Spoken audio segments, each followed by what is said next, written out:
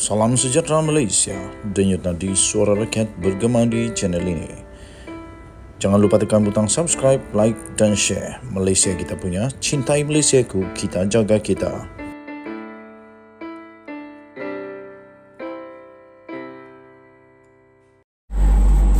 Salam sejahtera Malaysia, denyut nadi suara rakyat bergema di channel ini.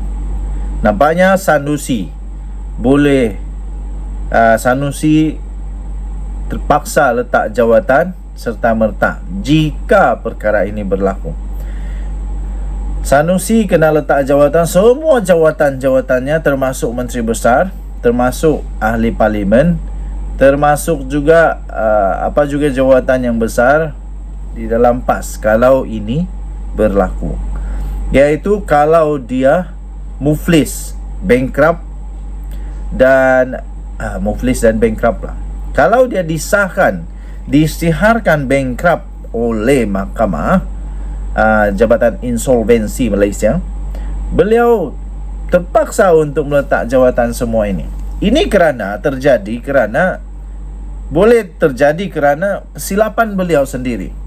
Beliau tidak mau membayar. Belum lagi sampai sekarang belum ada lagi ura-ura untuk membayar. Dan menurut seorang peguam sebenarnya Datuk Mahfuz yang menang kes itu boleh memfailkan kebankrapan atas Sanusi. Dan sudah banyak kes sebenarnya di Malaysia ya, tuan-tuan dan puan-puan, di mana orang yang kalah di mahkamah tidak dapat membayar ganti rugi. Beliau berhadapan dengan risiko untuk bankrupt. Dan ada ramai sudah yang dijadikan bankrupt sebenarnya kerana tak mampu bayar. Okey, kerana tak mampu bayar, yang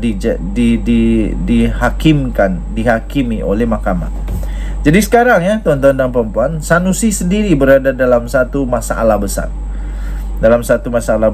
Kerana dia masih tak bayar RM120,000 wang ganti rugi yang dituntut oleh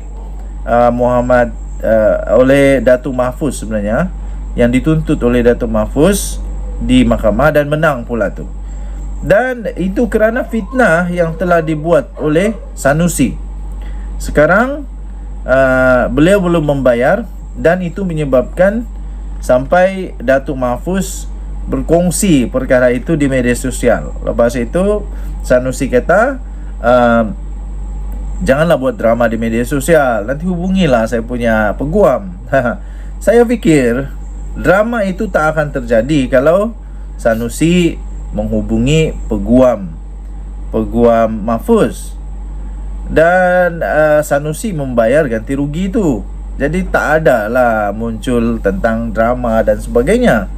Tapi sekarang persoalannya, kenapa Sanusi masih tak bayar ganti rugi itu?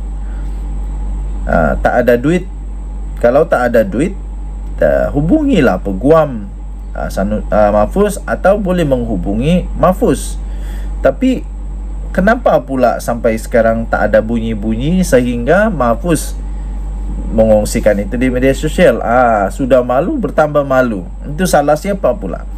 Tapi sekarang ini ya tuan-tuan dan puan, memang Sanusi berada dalam keadaan yang bahaya, boleh bankrupt dan terpaksa letak jawatan untuk semua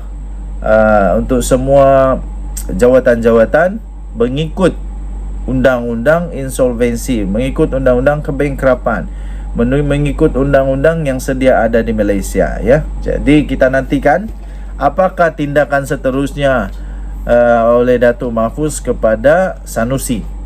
Saya fikir beliau akan mengambil tindakan undang-undang kerana wang RM120,000 ini taklah banyak mana untuk orang-orang yang kaya, taklah banyak mana. Tapi dari segi perundangan ini cukup signifikan, cukup penting, kerana bukan kerana jumlahnya tetapi kerana supaya moral of the story, jangan lagi memfitnah. Okey, denyut nadi suara rakyat bergema di channel ini. Bye bye. Salam sejahtera Malaysia. Kejutan terbesar baru saja dilaporkan di dalam satu akhbar tabloid internet. Secara meluas sudah pun dibaca oleh rakyat Malaysia. daripada bharian.com.my, Dr. Mahathir dan Hadi membuat Pakatan Azhab. Itu satu pengumuman daripada siapa? Daripada Khalid Abdul Samad. Apa sebenarnya yang berlaku? Pertemuan Tun Dr. Mahathir Mohamad dan Tan Sri Abdul Hadi Awang dipercayai berlangsung malam tadi, sekali dengan gambarnya ada letak di sana. Satu kesepakatan Azhab untuk memporak-porandakan negara.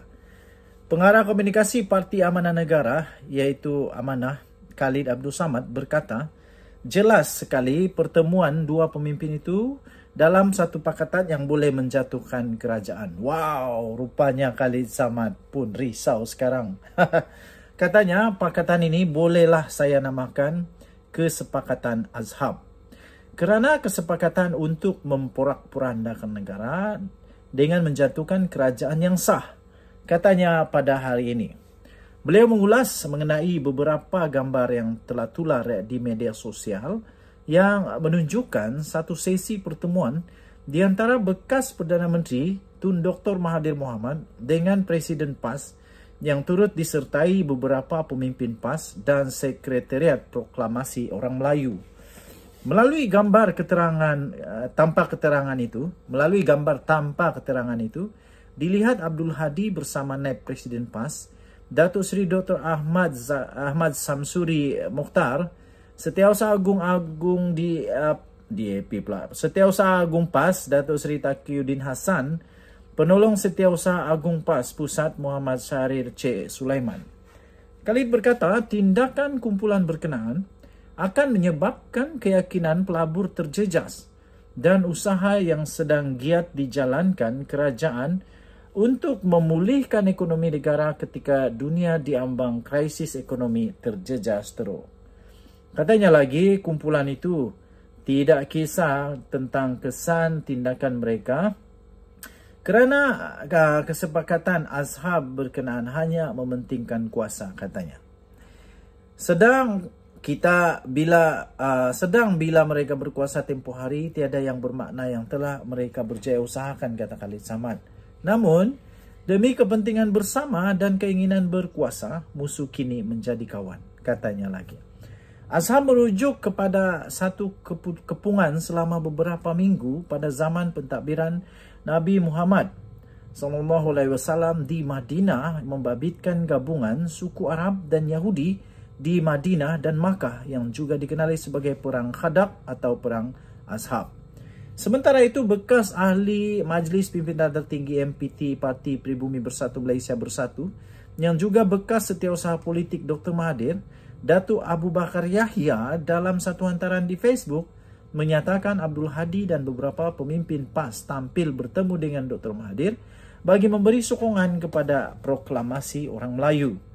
Katanya beberapa pimpinan tertinggi PAS yang diketuai oleh Abdul Hadi Awang telah menandatangani menyokong proklamasi bangsa Melayu di hadapan Tun Mahathir, katanya. Sementara itu, laman Facebook Proklamasi Orang Melayu turut memuat naik mengenai pertemuan itu dan menyiarkan rakaman video ringkas kenyataan Abdul Hadi. Ahli Parlimen Marang itu menyifatkan sokongan yang diberikannya sebagai kembali kepada prinsip asal perjuangan Islam. Katanya, ini kita balik kepada prinsip asal perjuangan Islam itu sendiri. Kalau kita baca Al-Quran, kita dapati Rasul memulakan perjuangan Islam walaupun untuk seluruh manusia, tonggaknya pada bangsa dan kaumnya, katanya. Tambahnya lagi, kerana perjuangan memerlukan tonggak bangsa baru, ada kekuatan. Kalau tidak ada kekuatan. Bukan kita fanatik kaum, tetapi itu asas, katanya lagi. Dalam perkembangan yang sama, Timbalan Naib Presiden PAS pula, Datuk Seri Tuan Ibrahim Tuan Man berkata, beliau tiada makluman berhubung pertemuan Presiden PAS itu. Katanya, ringkas, tiada maklumat lanjut. Program Proklamasi Orang Melayu yang digerakkan oleh Jawatan Kuasa Proklamasi Orang Melayu didakwa bukan agenda mana-mana parti politik. Sebaliknya, hanya untuk menyatukan orang Melayu yang semakin berpecah pada masa ini. Diasaskan oleh Dr. Mahathir, 4 cuba mengadakan perhimpunan proklamasi itu dibatalkan. Dan kini, kempen proklamasi itu dijalankan secara dalam talian. Denyut nadi suara rakyat bergema di channel ini. Apa yang terjadi selepas ini kita nantikan bersama. Bye-bye.